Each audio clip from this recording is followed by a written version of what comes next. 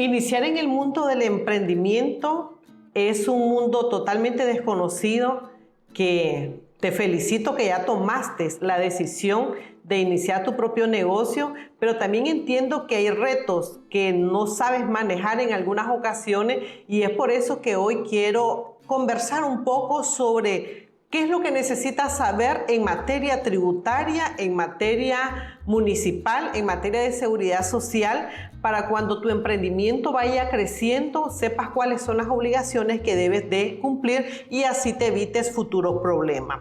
Luego de ver este video vas a tener una comprensión clara de cuáles son tus obligaciones en este nuevo rol.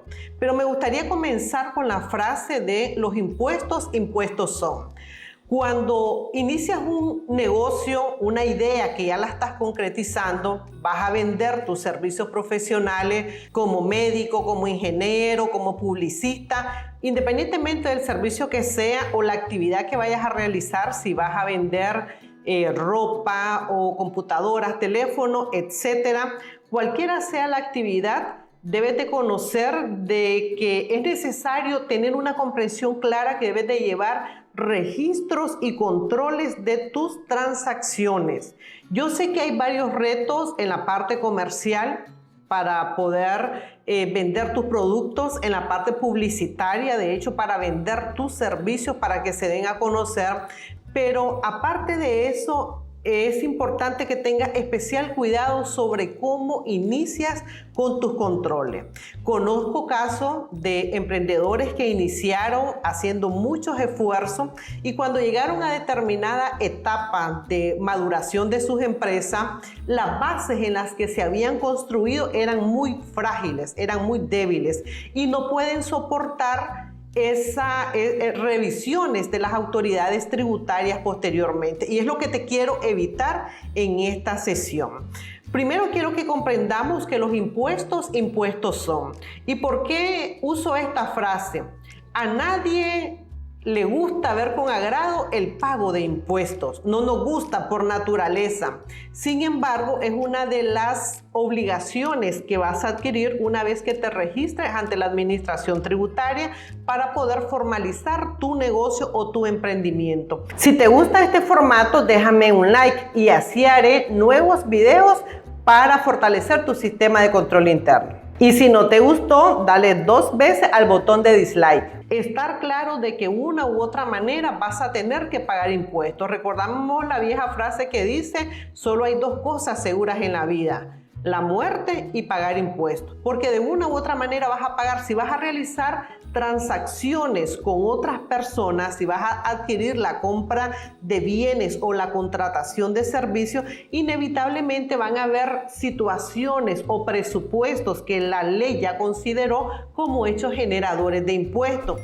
Entonces, lo primero que quiero que comprendas es que ahora asumes una responsabilidad en el pago de los impuestos. Y para pagar estos impuestos, estando claro que hay que pagarlo, lo que tenemos que hacer es llevar un control exacto, un control ordenado para poder demostrar que el monto que vas a pagar en impuestos es el correcto. Para comprender la parte del sistema tributario nicaragüense, solo quiero referirme específicamente a 3 normas tributarias. El primero es el Código Tributario, que es la Ley 562. En este código se establece todo el marco de los deberes y de derechos que debes de cumplir como contribuyente. En el artículo 102 y 103 están tanto los deberes generales como los deberes formales que debes de cumplir. Esta norma no te va a hablar de ninguna ley en especial, sino que te va a hablar del cumplimiento tributario, es decir, los mecanismos que vas a utilizar una vez que te encuentres en situaciones en las que debes de hacer uso de tus derechos, reclamar tus derechos. Es aquí donde los vas a encontrar. El Código Tributario entonces es ese marco en el que tú debes de conocer independientemente de los impuestos a los que estés obligado a pagar. Ahí se definen las reglas del juego. Otra norma que es importante que conozca es la Ley de Concertación Tributaria. Una vez de que yo ya sé que tengo mi sombrero, mi rol de contribuyente, entonces la Ley de Concertación Tributaria me va a definir cuáles son los impuestos a los que yo estoy obligado a pagar de acuerdo a mi régimen tributario. No todos pagamos todos los impuestos. Puede ser que una persona se inscribió y fue clasificada bajo el régimen simplificado de cuota fija, los cuales tienen una serie de obligaciones, pero otros contribuyentes clasificaron de acuerdo a su actividad bajo el régimen general, los cuales tienen otras obligaciones. Es decir, en la ley de concertación tributaria yo voy a encontrar cuáles son los impuestos a los que estoy obligada a pagar. La ley de concertación tributaria también tenemos que considerar sus reformas según la ley 891 y la 987, las dos reformas que ha sufrido. Y por último, la tercera norma que quiero que tengas presente es el reglamento de la ley de concertación tributaria, el decreto 01/2003, y también su reforma, el decreto 08/2019, que es la reforma reciente que tenemos. ¿De qué trata el reglamento? El reglamento me va a especificar el cómo yo debo de pagar los impuestos que están establecidos en la ley de concertación tributaria, que a la vez son regulados en el Código Tributario. Como puedes observar en la lámina, en estas tres normas que quiero que manejes, existen una serie de normas adicionales, pero estas son las tres que quiero que tu mente pueda aceptar y procesar, que las domines por lo menos en la parte general. Ya sabemos que nuestra Constitución Política de Nicaragua, en su artículo 114 y 115, establece el principio de la legalidad de los impuestos. Sabemos que le corresponde a la Asamblea Nacional el establecimiento de los impuestos, y esa es nuestra norma general, que supongo que ya las manejan, y estas tres que te estoy mencionando son las que debes de tener una comprensión general, porque son las que te van a ayudar en el día a día. Entonces, nuestro sistema tributario nicaragüense se compone especialmente por la norma del Código Tributario, la Ley de Concertación Tributaria y el reglamento de la Ley de Concertación Tributaria. En el artículo 23 de la Ley de Concertación Tributaria se establece que vamos a tributar todos los trabajadores IR por rentas del trabajo de acuerdo a una tarifa progresiva, pero el reglamento es el que me indica el cómo yo voy a aplicar esa tarifa progresiva, porque no todos los trabajadores ganan de la misma manera, de la misma forma, no todos tienen salario fijo, algunos ganan comisiones, otros ganan bonos por desempeño, otros reciben incrementos salariales, hay personas que se les pagan vacaciones. En el reglamento es donde vas a encontrar el procedimiento que vas a implementar en cumplimiento de la ley 822. Esto en materia de los impuestos nacionales. Desde el punto de vista de los impuestos municipales, es importante que conozcas que existen dos planes de arbitrios que están vigentes a la fecha, algunos de los cuales han sido reformados con otras leyes posteriores, como por ejemplo la ley de rótulos. Esa ley viene a derogar algunos principios que estaban algunos artículos que estaban en los planes de arbitrio, y entonces ya se reguló de manera especial. Pero de manera general, estos son los dos planes de arbitrio que aplican para la regulación de los impuestos municipales. Sin olvidar también la Ley de Justicia Tributaria y Comercial, la Ley 257, que en efecto ya ha sido derogada en muchos artículos, pero me quiero referir específicamente al artículo 17, que regula uno de los impuestos más importantes, que es el IMI. En este artículo se establece algo interesante que ocasiona a veces muchos problemas a los emprendedores, que cuando tienen ventas en varias municipalidades, el contador por facilidad declara en el municipio de Managua y no declara en cada una de las municipalidades. Pues el artículo 17 de la ley 257 establece que el impuesto se va a pagar en el lugar donde se realizó la venta, donde se hizo la entrega del bien, independientemente de donde se haya firmado el contrato o donde se expidió la factura. Es decir, si yo vendo a Masaya, Granada, Estelí, Carazo, Chinandega, Matagalpa, y yo estoy ubicada en Managua, de aquí sale toda mi ruta mis vendedores foráneos hacen levantamiento de pedido y después sale todo mi equipo de reparto a entregar esa mercadería. Donde van a tributar es donde se hizo la entrega del bien, no donde yo imprimí la factura, donde yo generé la factura, sino en la municipalidad donde realmente hubo esa transacción, donde mi vendedor o mi repartidor le entregó el bien a mi cliente final. Es importante manejar este artículo 17. Otra norma que también es importante que domines es la ley 395, que regula el impuesto de bienes inmuebles. Otro de los impuestos importantes que debes de dominar es el impuesto de la matrícula, que la pagamos una vez al año. En todo el mes de enero tienes la responsabilidad de la renovación de tu matrícula. El impuesto municipal sobre ingresos lo pagamos de manera mensual. Estos impuestos están regulados en ambos planes de arbitrio. El plan de arbitrio 1091 aplica para el municipio de Managua y el plan de arbitrio 455 aplica para el resto de los municipios. Hay algunas diferencias, pero en su mayoría los impuestos son bastante similares. Independientemente de que sean similares, debes de saber dónde está ubicado tu establecimiento y sobre esa norma es la que vas a regirte. Otro aspecto que debes dominar en materia de seguridad social son los decretos 974 y el decreto 975. Aquí vas a encontrar las obligaciones que tienes como empleador para con los trabajadores.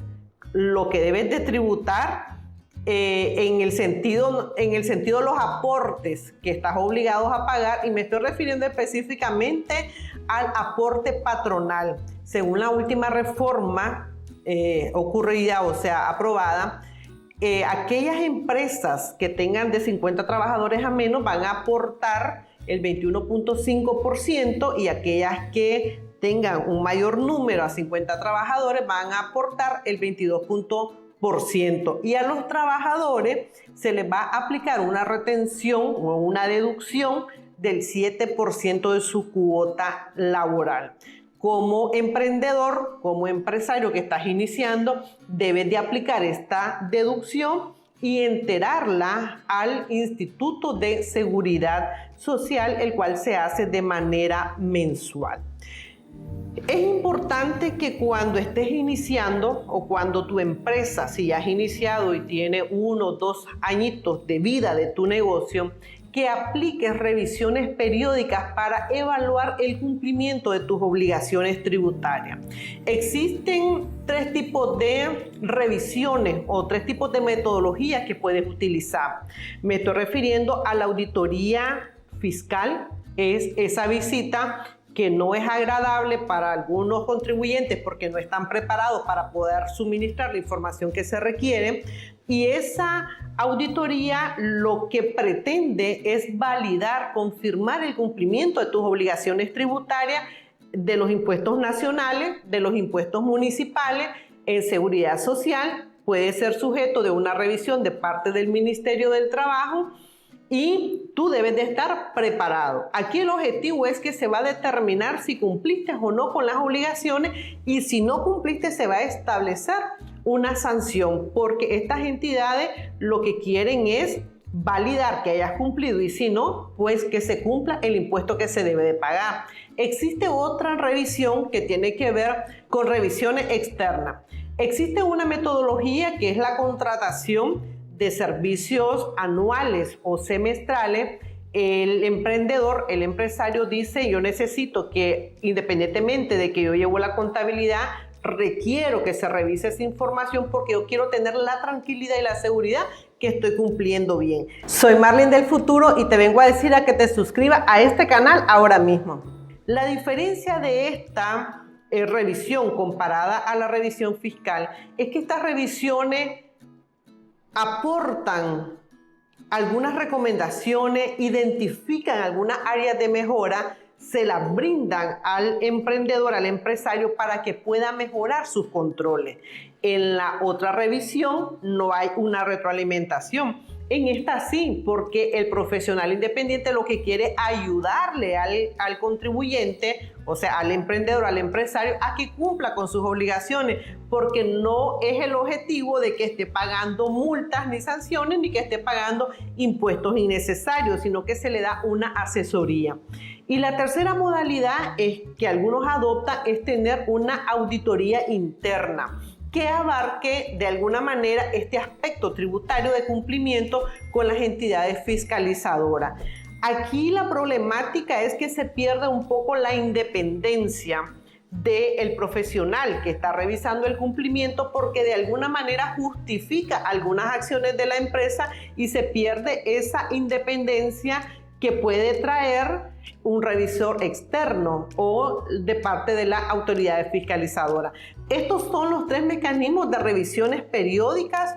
Uno no depende de ti, los otros dos están bajo tu control. Tú decides cuál es el que se adopta y se adapta más a tu empresa. Entrando un poquito en los impuestos nacionales, quiero explicarte que los impuestos nacionales están el IVA, el IR, el ISC, el ISC, los impuestos municipales, el IME, la matrícula, el IVA, el rodamiento y otros. Como contribuyente, entonces tienes dos enfoques, los impuestos nacionales y los impuestos municipales. Dentro de los impuestos nacionales también podemos ver que está el impuesto directo, que es el IR, y están impuestos indirectos, que es el IVA. El IVA tienes la obligación, si te aperturaron esa obligación, de trasladar el 15% cuando tú hagas enajenaciones o ventas y emitas tu respectiva factura. Es tu obligación trasladar el IVA. En caso de que no cumplas con esta obligación y se llegue a hacer una de las revisiones que ya te expliqué en el espacio anterior sobre una revisión fiscal, entonces la administración tributaria va a decir: ¿por qué no me trasladaste el IVA? Si no se lo trasladaste a tu cliente, entonces me lo vas a pagar en este momento tu empresa, tu emprendimiento. En relación a los impuestos directos, que es el IR es ese impuesto directo y personal que lo que grava es la renta obtenida por los contribuyentes en tres diferentes categorías. Ya voy a explicarlo posteriormente. Ahorita solo quería decirte que existen, que el IVA es indirecto, no es tu impuesto, sino que tienes la obligación de trasladarlo. Sin embargo, el IR sí es un impuesto personal y directo. Ahora, el IR, que es el impuesto que sí debes de aplicar, debes de saber que con la entrada en vigencia de la Ley de Concertación Tributaria en el año 2013, se cambió a un sistema cedular. Como contribuyente puedes pagar impuestos de tres maneras diferentes, solo de este impuesto del IR. Tenemos el IR por rentas del trabajo, IR de actividades económicas, IR por rentas de capital e IR por ganancias y pérdida de capital. La persona que pague el IR por rentas del trabajo es aquella persona que recibe una remuneración por el trabajo que ha brindado. Hay una relación laboral y su empleador, al momento de realizar el pago, debe de aplicar una retención que está estipulada en el artículo 23 de la Ley de Concertación Tributaria, siguiendo el procedimiento del artículo 19 del Reglamento de la Ley de Concertación Tributaria. Estas personas que son contratadas por una empresa o por otra persona están claras que deben de pagar su IR a través de una retención que le hace su empleador. Una empresa no pagaría este IR porque no puede ella ser trabajadora de otra empresa, no es aplicable. No aplica este IR de una empresa a otra empresa, pero sí aplica que una persona brinde su servicio a otra persona natural o bien a una persona jurídica. Si te está gustando, puedes suscribirte ahora mismo y regalarme un like. La segunda modalidad son el IR por actividades económicas, que es lo que haces, es una actividad comercial que tú te puedes dedicar, que ya fuiste a inscribir a la administración tributaria. La administración tributaria establece que vas a pagar IR durante un periodo fiscal. Durante este periodo, tú realizas una determinada actividad económica por la cual obtienes ingreso. Enero, febrero, marzo, abril, hasta llegar al mes de diciembre. Durante todo este periodo obtienes ingresos, pero también has incurrido en costos y gastos, los cuales te vas a deducir de los ingresos que obtuviste y vas a determinar una ganancia. Y sobre esa ganancia es que se va a aplicar el IR. Dependiendo de los ingresos que obtuviste, si fueron más de 12 millones, pues vas a pagar el 30%. Ahora bien, quiero aclararte que no todos los costos y los gastos en los cuales tú incurriste van a ser deducibles de los ingresos, o sea, de la renta bruta. Soy Marlene del futuro y te vengo a decir a que te suscribas a este canal ahora mismo para determinar la base imponible sobre la cual le vamos a aplicar la alícuota o el porcentaje que va a representar el gasto del IR. Aquí es importante que tengas presente el artículo 39 de la Ley de Concertación Tributaria y el artículo 43, donde se establecen cuáles son los gastos que pueden ser aceptables y cuáles son los gastos que no van a ser aceptables. Es importante que tengas presente el encabezado del artículo 39, donde se establece que van a ser deducibles todos aquellos costos y gastos que cumplan determinados requisitos. Podemos mencionar que estén soportados, que estén registrados, que cumplan con el principio de la causación, que corresponda el gasto a la generación de la renta gravable, ya sea para su generación, para su origen o bien para su mantenimiento o conservación. Debemos de estar claros que estos gastos deben de ser de aplicación general. No estoy diciendo iguales, sino de aplicación general. Por ejemplo, en el caso de los trabajadores, si vas a otorgar beneficio, pues debe de haber una generalidad en ese beneficio que los trabajadores pueden aprovechar. No estoy diciendo que deben de ser iguales, sino de acceso general y que tú debes de establecer una política para que los trabajadores puedan tener la oportunidad de aplicar o no a ese beneficio y dependiendo de determinados montos establecidos. Entonces, el impuesto sobre la renta de actividades económicas es el que tú vas a pagar porque es el que va a gravar la ganancia producto de tu actividad comercial, la cual debe estar inscrita en la administración tributaria. El tercer grupo o la tercera categoría del pago del IR es las rentas de capital. Cuando nos referimos a las rentas de capital, nos estamos refiriendo a aquellos ingresos que tu empresa, tu negocio, tu emprendimiento puede obtener, pero que no es su giro principal. Puede ser que tú te dediques a al servicio de una clínica dental, tienes los consultorios, tienes las máquinas, está el espacio de la recepción, el espacio del parqueo para los visitantes.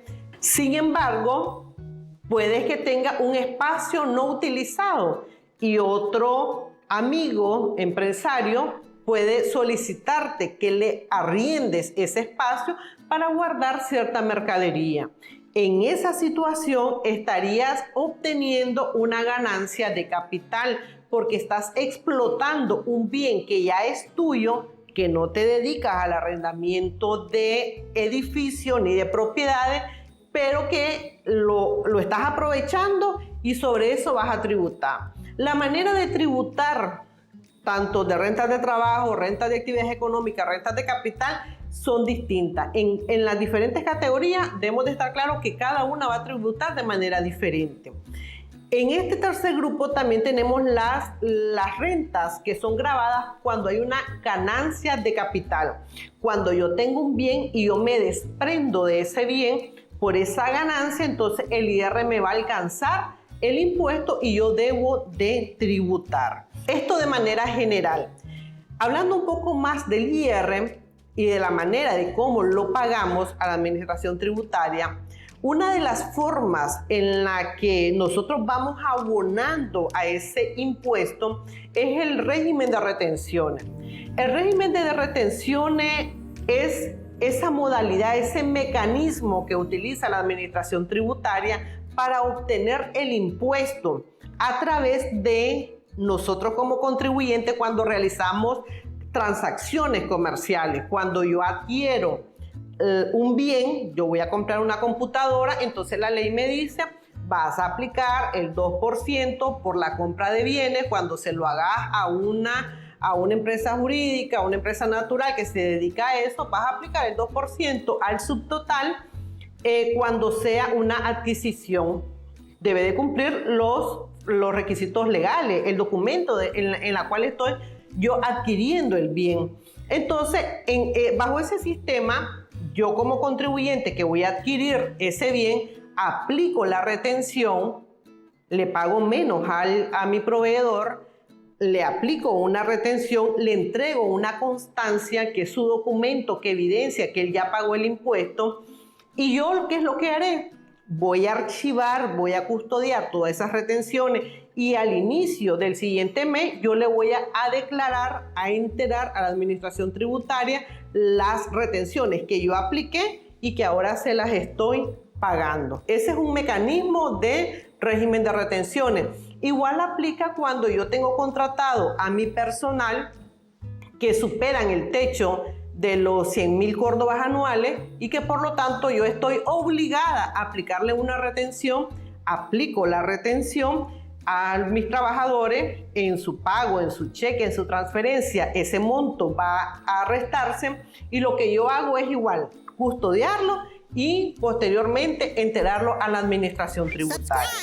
Y el otro mecanismo de las retenciones es que cuando ocurre la renta de capital, yo voy a aplicar una retención del 15% sobre una base imponible del 80% del valor del arrendamiento. Vamos a suponer que estoy arrendando un edificio por 1,000 córdobas, por $1,000. Vamos a suponer que es toda un espacio, varias oficinas, es toda una casa que yo estoy arrendando para poderme instalar. Entonces yo le voy a pagar $1,000 de arrendamiento.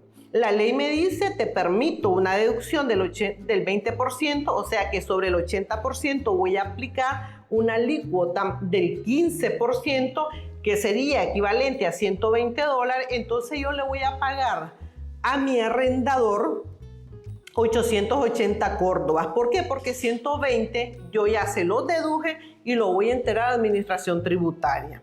Esa es una retención definitiva. Es el mecanismo que la ley establece para ir anticipando los impuestos y en algunos casos pagándola. Cuando hablamos del IR de rentas del trabajo, la fórmula es sencilla. La renta bruta menos los costos y gastos deducibles, eso nos va a dar igual a una base imponible. Cuando hablamos de base imponible, es el monto sobre el cual le vamos a aplicar el porcentaje que aplicaría para pagar el IR. Cuando hablamos del IMI, que es otro de los impuestos que se paga de manera mensual, pero a las municipalidades, es el 1% según el artículo 11 del Plan de Arbitrio 455 y según el artículo 3 del Plan de Arbitrio 1091. Estas son las dos bases legales que necesitas conocer para justificar el pago que debes de realizar a las municipalidades. Y por último, quiero comentarte sobre aquellos errores más comunes que se dan en el ámbito del cumplimiento tributario, que quiero que tú los evites para que no pagues multa ni impuestos indebidos. Uno de los errores es no conceptualizar los costos y los gastos de actividades económicas. Recordemos que las actividades económicas es la actividad comercial a la que tú te dedicas. Una de las situaciones bastante comunes es que no se describe muy bien la finalidad del costo o del gasto. Si compraste madera para tu proceso de venta de muebles, porque te dedicas a la elaboración de camas, de sillas, de escritorio, entonces uno de los costos es la compra de la madera, de la pega, de los tornillos. Entonces, cuando se hace esa transacción de compra, es importante que quede bastante explícito la compra de la madera. No es posible que me digas Si compró madera, se supone que es para el proceso productivo. Recordemos que puede existir una fiscalización de parte de las autoridades tributarias y tú requieres que toda tu información esté lo más claro posible. Compra de tantos rollos de madera o tanta cantidad de madera para la elaboración de sillas, muebles, escritorios, que quede claro. ¿Por qué lo comento esto? Porque en algunas revisiones que he visto en las empresas, he observado que solo se dice pago de factura 510. Y hasta cuando uno indaga en los soportes del comprobante, entonces te estás dando cuenta que es compra de inventario o compra de elementos que van para el costo del inventario, o es pago del personal, de mano de obra que era necesaria para la producción del bien, o era compra de papelería. Puede ser cualquier gasto, pero en la portada del documento de registro solo se hace mención a la cancelación, al pago o al abono de determinada factura X, lo cual no es correcto, porque recordemos que uno de los requisitos de la deducibilidad es que ese costo y ese gasto debe estar vinculado a la generación de renta, ya sea su mantenimiento o conservación.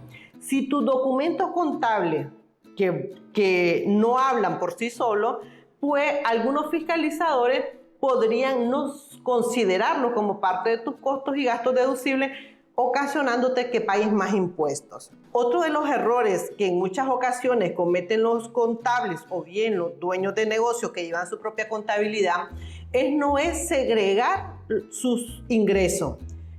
Expliqué anteriormente que existen 3 categorías para el cálculo del IR, y si segregas en una sola, y si no segregas en diferentes cuentas estos tipos de ingresos, puede ser que al momento de la declaración del IR anual, después de cada periodo fiscal, tributes de una manera doble, tributes de una manera equivocada, porque si juntas o agrupas las rentas de capital, las cuales ya tributaron de manera definitiva, y las reportas nuevamente como parte de tus ingresos gravables en la declaración del IR anual, entonces vas a tributar innecesariamente doblemente. Otro de los aspectos en los que veo que se comete bastante, otro de los aspectos en los que es muy frecuente de que se cometan errores es en que no existe una adecuada documentación de los documentos contables y administrativos. Algunos contables no tienen esa práctica de llevar archivado los costos, los gastos, las declaraciones, las planillas de salarios, las planillas de impuestos, los reportes del INSS, y hay una confusión de los documentos, lo cual hace difícil que pueda ser entregada de manera oportuna cuando se realizan fiscalizaciones, o bien hace difícil también el proceso de contabilización. Cuando hay desorden, es propenso de que hayan confusiones, de que al final van a incidir en el flujo de efectivo de la empresa. Y por último, quería mencionar que cuando no existen procedimientos claros, las personas que van a llegar a tu negocio, a tu empresa, van a trabajar de acuerdo a lo que ellos creen que es lo correcto. Esta diferencia en los estilos de trabajo va a provocar que tu contabilidad no mantenga una consistencia a lo largo del tiempo. ¿Y por qué me estoy refiriendo a la contabilidad ahora? Porque la contabilidad es la base sobre la cual las autoridades tributarias van a determinar el cumplimiento o no de tus obligaciones tributarias. Te felicito que llegaste hasta el final de este video, y es por eso que te quiero regalar una guía que es el mapa exacto para que tú puedas lograr la lectura de tus estados financieros y que te van a regalar, te van a devolver una reducción de tus costos y tus gastos. Descárgala en el link.